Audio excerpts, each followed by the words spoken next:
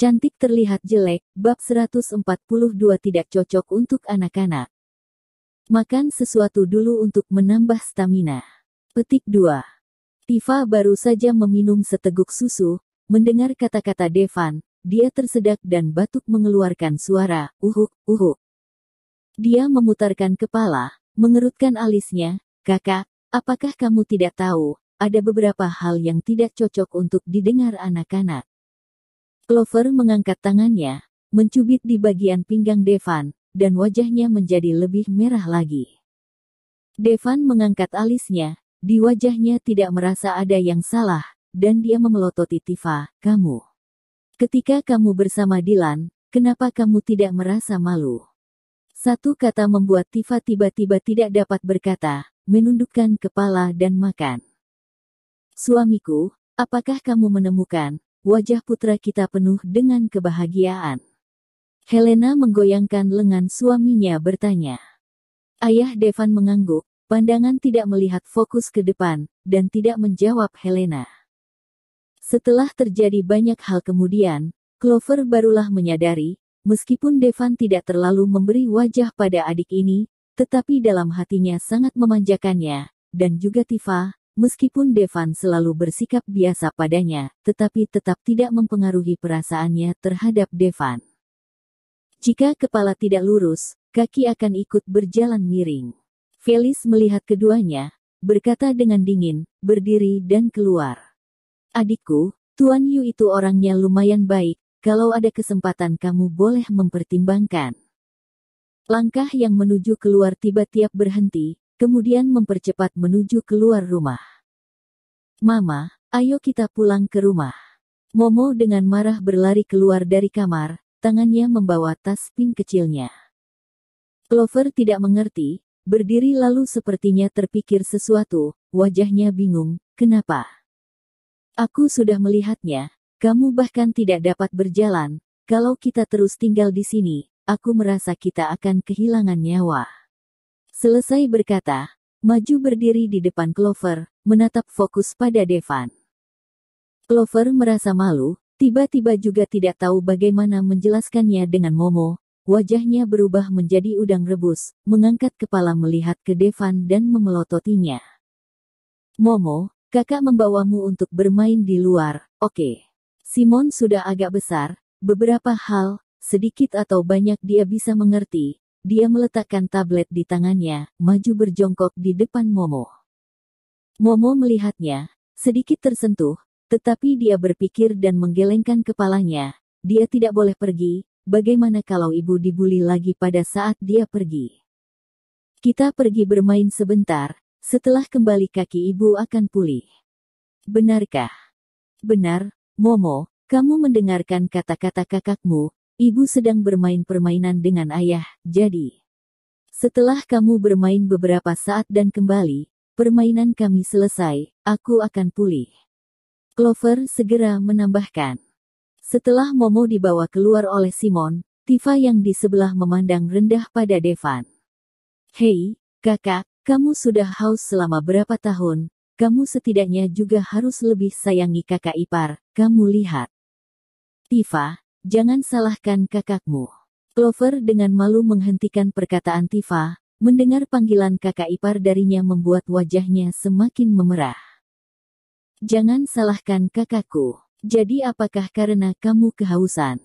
Jadi, Tifa berkata sampai sini, mulutnya tiba-tiba disumbat setengah biji telur oleh Devan, jadi hanya dapat teriak, ah.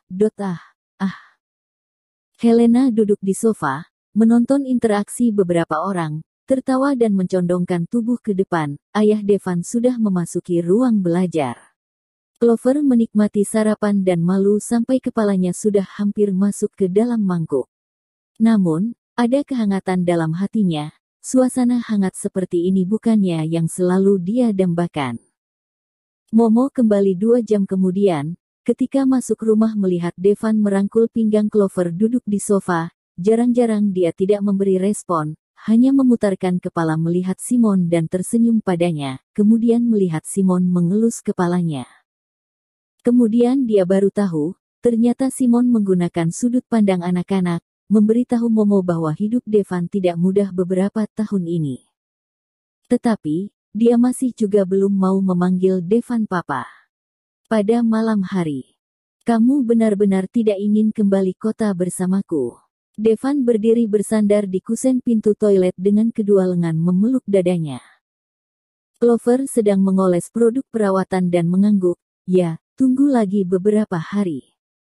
Dalam beberapa hari ini, dia akan menandatangani kontrak dengan perusahaan film dan televisi. Kalau sukses menandatanganinya, CX akan memiliki posisi baru dalam bidang ini, jadi dia tidak ingin pergi. Devan agak kecewa, tetapi dia tahu bahwa Clover sangat menyukai pekerjaannya. Dia menghormatinya, meskipun keluarga Ningga tidak perlu membiarkannya bekerja begitu keras. Aku akan membuatnya mendapatkan hukuman yang pantas. Dia tiba-tiba berkata. Tangan Clover tiba-tiba berhenti, mengangkat tangannya melepaskan bando di kepalanya, sisir bahan kayu di rambutnya, menyisir beberapa kali, membalikkan badan dan melihat Devan. Aku ingin melakukannya sendiri. Dia ingin melakukannya sendiri, ini adalah Gabriel yang berhutang padanya.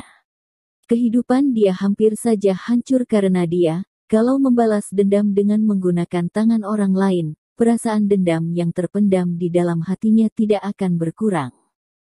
Dia begitu peduli dengan Devan, maka dia juga akan membiarkannya merasakan rasa kehilangan.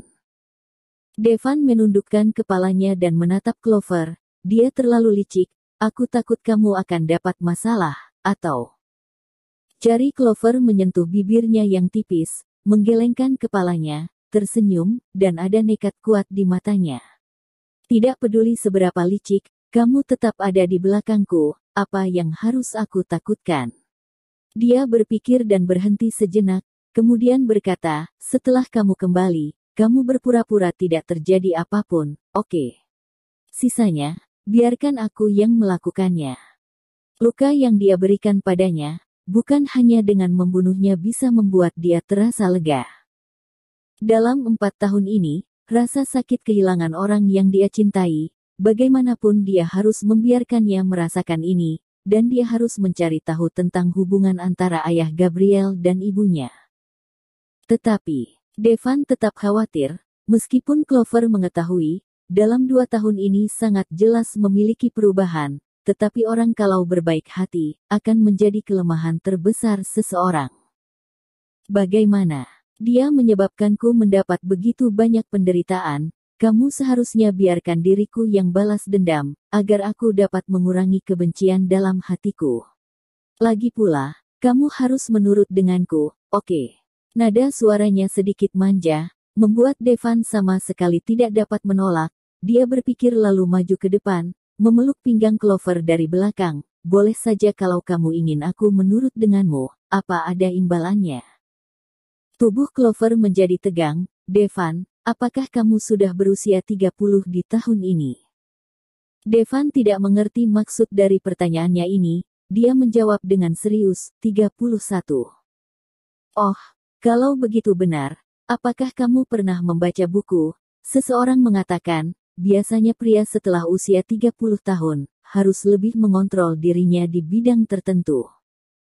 Seseorang pria awalnya tertegun, dan kemudian bereaksi, pria yang kamu katakan adalah pria biasa, mana ada hubungannya denganku. Kata-kata belum selesai dikatakan, jari-jari ramping telah menyelinap ke dalam pakaian.